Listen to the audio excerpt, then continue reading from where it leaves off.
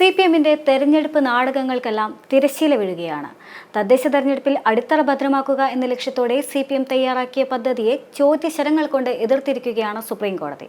തദ്ദേശ സ്വയംഭരണ വാർഡ് വിഭജനം ചോദ്യം ചെയ്തുള്ള അപ്പീലിൽ സംസ്ഥാന സർക്കാരിന് സുപ്രീം കോടതി നോട്ടീസ് നൽകിയിരിക്കുകയാണ്. മുസ്ലിം ലീഗ് ജനപ്രതിനിധികൾ നൽകിയ അപ്പീലിൽ സംസ്ഥാന സർക്കാർ 2 ആഴ്ചയ്ക്കകം മറുപടി നൽകണം.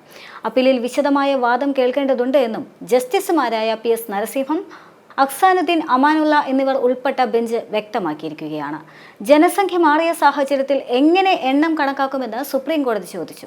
വാർഡ് പുനർവിഭജനം ഏകപക്ഷീയമല്ല എന്നും സുപ്രീം കോടതി ചോദിക്കുന്നുണ്ട്.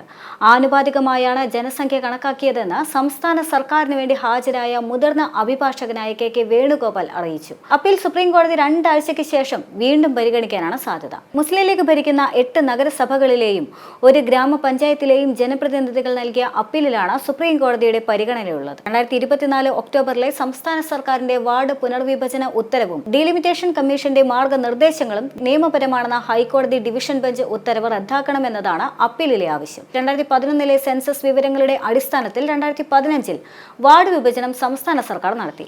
അതേ സെൻസസ് വിവരങ്ങളുടെ അടിസ്ഥാനത്തിൽ വിഭജിച്ച വാർഡുകൾ പുനർവിഭജനം നടത്താനാവില്ല എന്നാണ് ഹർജിക്കാരുടെ വാദം. 2011 സെൻസസ് ഡാറ്റയുടെ അടിസ്ഥാനത്തിൽ തദ്ദേശ സ്ഥാപനങ്ങളിലെ വാർഡ് പുനർവിഭജനത്തിന് സർക്കാർ അധികാരമുണ്ട് എന്ന കേരള ഹൈക്കോടതി വിധിക്കെതിരെയായിരുന്നു യഥാർത്ഥത്തിൽ മുസ്ലിം ലീഗ് സുപ്രീം കോടതിയെ സമീപിച്ചത്.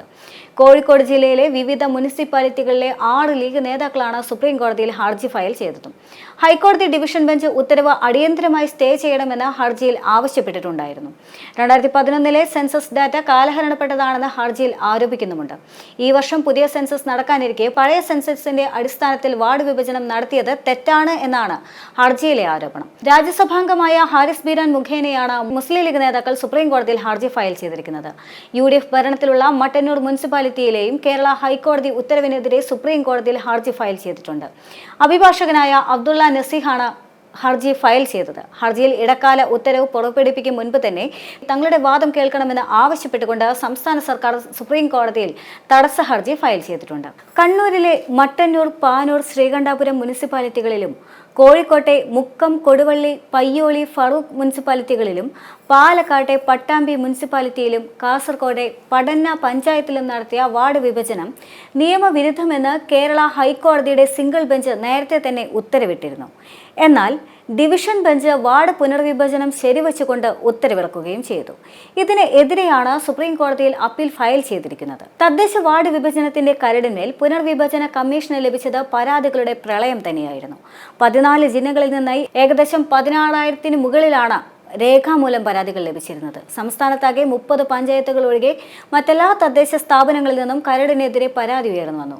മലപ്പുറം ജില്ലയിൽ നിന്നാണ് ഏറ്റവും അധികം പരാതി ഉയർന്നിട്ടുണ്ടായിരുന്നത്. മലപ്പുറത്ത് 2000 മുകളിലായിരുന്നു. കോഴിക്കോടും 2500 താണ്ടിയിരുന്നു. തിരുവനന്തപുരത്ത് 2009 കണ്ണൂരിൽ 1500 മുകളിലുമായിരുന്നു പരാതികളുടെ എണ്ണം ഉണ്ടായിരുന്നത്. എന്നാൽ അതേസമയം തന്നെ ഇടുക്കി ജില്ലയിൽ നിന്നാണ് ഏറ്റവും കുറവ് പരാതികൾ ലഭിച്ചിരുന്നത്. അത് ഏകദേശം 500-നടുത്ത് മാത്രമായിരുന്നു. 41 തദ്ദേശ സ്ഥാപനങ്ങൾ മാത്രമുള്ള കാസർഗോഡ് നിന്ന് 800 പരാതികൾക്ക് മുകളിൽ ലഭിച്ചു.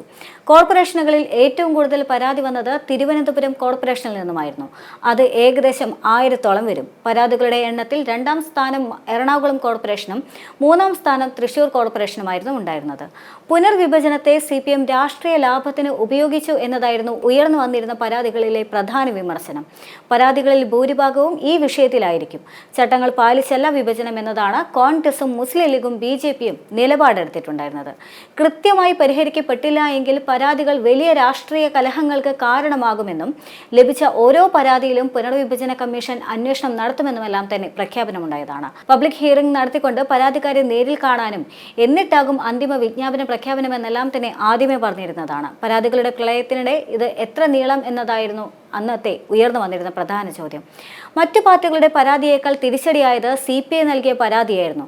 അതായിരുന്നു യഥാർത്ഥത്തിൽ CPMനെ വെട്ടിലാക്കിയതും. സ്ഥിരമായി CPM മത്സരിക്കുന്ന 3 വാർഡുകൾ പൂർണ്ണമായി ഒഴിവാക്കിയതും 2 ടേമായി വിജയിക്കുന്ന വഴുതക്കാട് വാർഡ് വെട്ടിമുറിച്ചതുമാണ് CPIയെ ചൊടിപ്പിച്ചത്. വാർഡുകൾ പഴയപടി നിലനിർത്തണമെന്ന് ആവശ്യപ്പെട്ടുകൊണ്ട് ജില്ലാ തെരഞ്ഞെടുപ്പ് ഓഫീസർക്കും ഡീലിമിറ്റേഷൻ കമ്മിറ്റിക്കും പരാതികൾ നൽകാൻ അതത് വാർഡ് കമ്മിറ്റികളുടെ CPI ജില്ലാ നേതൃത്വം നിർദ്ദേശിക്കുകയും ചെയ്തിരുന്നതാണ്. CPI മത്സരിക്കുന്ന PD PDP നഗർ, ശംഖുമുഖം, ശ്രീവരാഹം വാർഡുകളാണ് നിലവിൽ പൂർണ്ണമായും ഒഴിവാക്കപ്പെട്ടിരിക്കുന്നത് എന്ന വിമർശനവും ഉണ്ടായിരുന്നു. വട്ടിയൂർക്കാവ് വാർഡിലെ ഏതാനും ഭാഗങ്ങൾ കൂട്ടിച്ചേർത്തുകൊണ്ട് 2000-ലാണ് PDP നഗർ വാർഡ് രൂപീകരിച്ചിരുന്നത്. അന്നു മുതൽ തന്നെ തുടർച്ചയായി 3 ടൈം വിജയിച്ച് മുൻ ഡെപ്യൂട്ടി മേയർ കൂടിയായ G. ഹാപ്പികുമാർ ഹാട്രിക് വിജയം നേടുകയും ചെയ്തിരുന്നു. 2015 വനിതാ സംവരണമായപ്പോഴാണ് CPIക്ക് വാർഡ് കൈവിടേണ്ടി വന്നത്. 5 തവണ പാർട്ടി സ്ഥാനാർത്ഥിയായി മത്സരിച്ച വാർഡ് പൂർണ്ണമായും ഒഴിവാക്കിയതിനാലാണ് CPIക്ക് അതൃപ്തി മുറുകിയത്.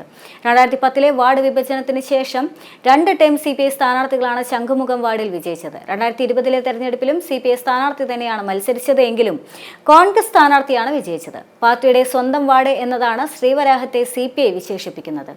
പാർട്ടി സ്ഥാനാർത്ഥികൾ മത്സരിച്ചിരുന്ന 3 വാർഡുകൾ പൂർണ്ണമായും ഇല്ലാതാക്കിയതിൽ കോൺഗ്രസിനും കടുത്ത പ്രതിഷേധമുണ്ടായിരുന്നു. പെരിന്താണി വാർഡ് പുനഃസ്ഥാപിക്കണമെന്ന് ആവശ്യപ്പെട്ടുകൊണ്ട് നിലവിലെ കൗൺസിലർ P. പത്മകുമാർ ഉപവാസ സമരം വരെ നടത്തിയിരുന്നു. 17 വാർഡുകളിലാണ് CPI കഴിഞ്ഞ തവണ മത്സരിച്ചത്. പ്രതിഷേധങ്ങളുടെയും നിവേദന പ്രളയത്തിന്റെയും അടിസ്ഥാനത്തിൽ ശംഖുമുഖം, PDP നഗർ വാർഡുകളിൽ നിന്ന് ഒന്ന് പുനഃസ്ഥാപിച്ചേക്കും എന്ന സൂചനയും ഉണ്ടായിരുന്നു. എന്നാൽ ഈ സാഹചര്യത്തെയാണ് യഥാർത്ഥത്തിൽ CPM തങ്ങൾക്ക് അനുകൂലമാക്കി നീക്കാനുള്ള ശ്രമം നടത്തിയത്. തദ്ദേശ തെരഞ്ഞെടുപ്പിന് മുൻപ് തന്നെ തങ്ങളുടെ വോട്ടിന്റെ അടിത്തറ വികസിപ്പിക്കുക എന്ന ലക്ഷ്യമായിരുന്നു CPMന്റെ ഈ നീക്കത്തിന് പിന്നിലുണ്ടായിരുന്നത്.